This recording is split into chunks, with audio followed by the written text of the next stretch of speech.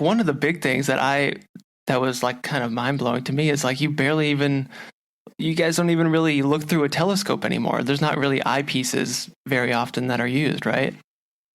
Right. So we want to capture data from usually things that are very, very faint and far away. So if you're doing the equivalent of taking a photo with the camera, it would be a photo where the shutter of the camera is left open for minutes or hours, sometimes at a time.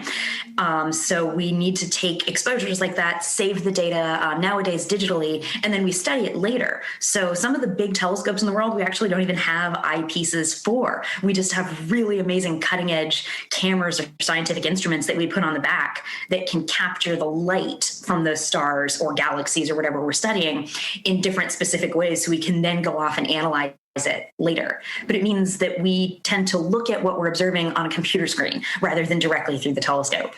Right, I see. I mean, it makes sense. Of course, that's what it is today. But so that means that even if you were to put an eyepiece on there and try to look at, a distant star or whatever you're looking at, you may not even be able to see it because your eye can't capture enough light or something?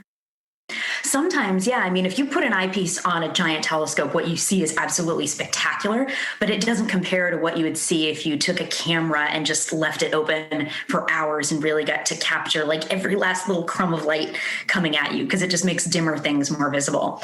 But that's part of the sort of art and sometimes the challenge of professional observing. Right. Yeah. Okay. I get that. So my mom got that new iPhone where you can do like a long, exposure on it. And so we were doing some stuff. We were up in Moab in Utah and taking some photos of stuff and trying out like her new camera. And we would take a photo and then the sky looked awesome. The stars were amazing. That iPhone camera was crazy, but we would look at it and you could see the sky like we were seeing it, but then you'd zoom in and it was almost like there was more stars like as we zoomed in. Is that the same thing where it's just letting in more light than we could kind of really see with just our eye? I don't know exactly how the iPhone camera winds up storing or capturing long exposures like that, although I've totally done the same thing with my phone. But there is very much that idea that the longer you expose, the dimmer an object you can see, because you're giving photons, so little bits of light, just more and more time to build up on an image, and more time to sort of create something that you can actually see. Okay. That makes sense.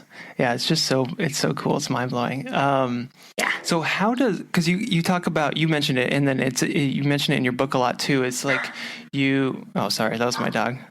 No worries.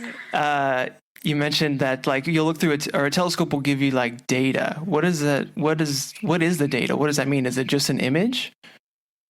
So sometimes it's just an image.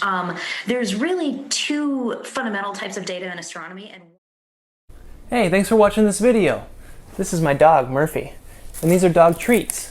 Now I'll give Murphy one of these dog treats, and all you have to do is press the like button. Just press that little like button right down there at the bottom of this video, and this sweet, adorable, cute little puppy gets a treat. All thanks to you. All right, you did it? Okay. I believe you if you said you did it. There you go, Murph. She got that treat because of you. Now, I'll eat one of these treats, and all you have to do is click that subscribe button. Right there, pointing to it. Just click that subscribe button, subscribe to Curiosityness with me, Travis DeRose. Get lots of good video, and I'll eat this treat. All right, you did that too? That's not very good. For real, not very good.